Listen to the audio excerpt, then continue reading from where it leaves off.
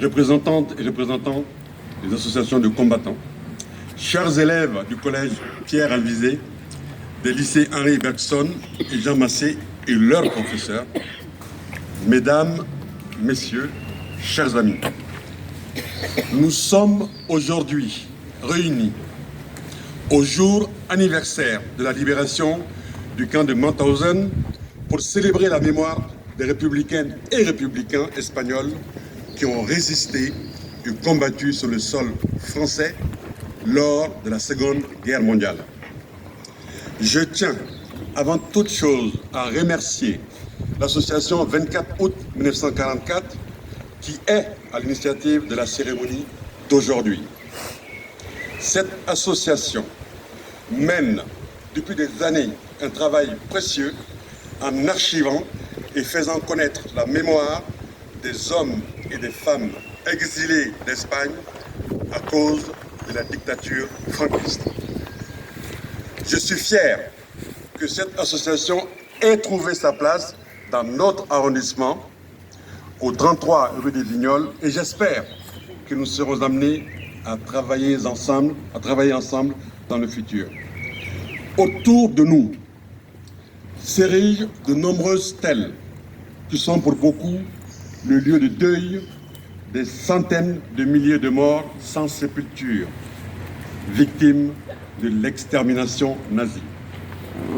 Elles sont le lieu de mémoire de toutes et tous les déportés de la Seconde Guerre mondiale. Parmi ces déportés, des résistantes et des résistants, mais aussi toutes les personnes juives, tziganes, homosexuels, handicapés, qui étaient simplement coupables d'exister. À partir de 1941, c'est près de 90 000 opposantes et opposants au régime nazi en France qui ont été déportés et internés dans des camps lors de la Seconde Guerre mondiale. Parmi elles et eux, nombre n'étaient pas français et avaient déjà dû fuir leur pays face à la menace raciste.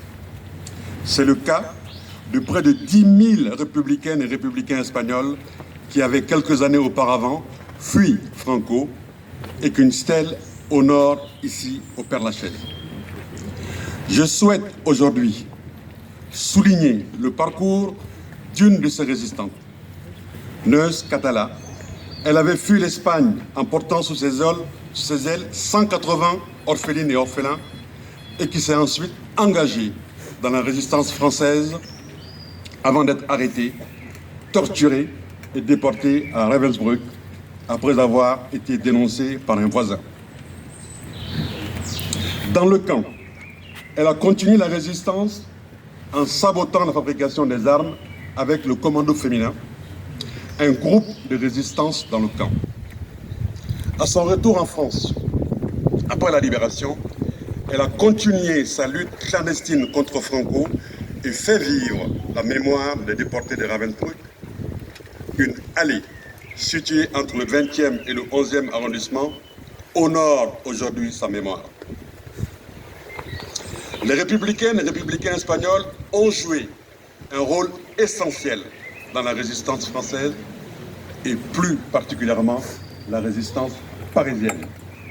Le 19 août 1944, alors que la libération de Paris n'était pas une priorité pour les troupes américaines, le peuple parisien se soulève et s'insurge contre l'occupant nazi. Le 24 août 1944, une aide indispensable arrive lorsque la 2e DB, menée par le général Leclerc, franchit les portes parisiennes. La 9e compagnie du régiment du Tchad, surnommée la Neuve, combat aux côtés des soldats français.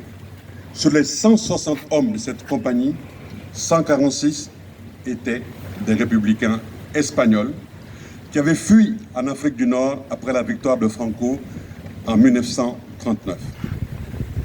Ces combattants anarchistes, socialistes, communistes arboraient le drapeau rouge, jaune et violet de la Seconde République espagnole.